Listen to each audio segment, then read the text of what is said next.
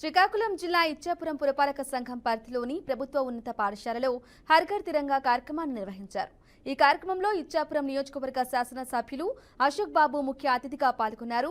ఈ సందర్భంగా పాఠశాల ప్రధానోపాధ్యాయులను ఎమ్మెల్యే సన్మానించారు. అనేక మంది స్వాతంత్ర సమరయోధుల ప్రాణ త్యాగాల వల్లే దేశానికి స్వాతంత్ర్యం లభించిందని అన్నారు. అమృత్ మహోత్సవ కార్యక్రమాల్లో భాగంగా ప్రతి ఇంటిపై మువ్వనుల జెండాను ఎగురవేయాలని పిలుపునిచ్చారు.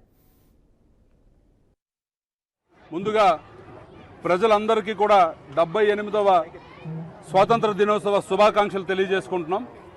ఈరోజు కేంద్ర ప్రభుత్వం పిలుపు మేరకు ఈరోజు రాష్ట్ర ప్రభుత్వంలో ఉన్నటువంటి కూటమి అభ్యర్థులు అందరం కలిసి హర్ ఘర్ తిరంగా అనే ఒక కార్యక్రమాన్ని ఈరోజు ఇక్కడ విద్యార్థులతో కలిసి సెలబ్రేట్ చేసుకుంటున్నాం.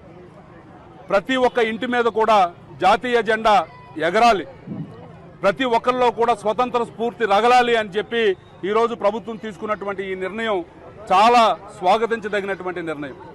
ముఖ్యంగా పిల్లలకి, మన ముందు తరం వాళ్ళు పడినటువంటి కష్టాలు, ఈ స్వతంత్రం కోసం వాళ్ళు చేసినటువంటి ప్రాణత్యాగాలు ప్రతి ఒక్కరికి తెలియాలి అనే ఉద్దేశంతో ఈ కార్యక్రమాన్ని చాలా అద్భుతంగా నిర్వహిస్తున్నారు. మరి ఈ కార్యక్రమంలో భాగస్వామ్యం చేసినందుకు ఇక్కడ ఉన్నటువంటి వారందరికీ కూడా నా హృదయపూర్వక అభినందనలు తెలియజేసుకుంటున్నాను.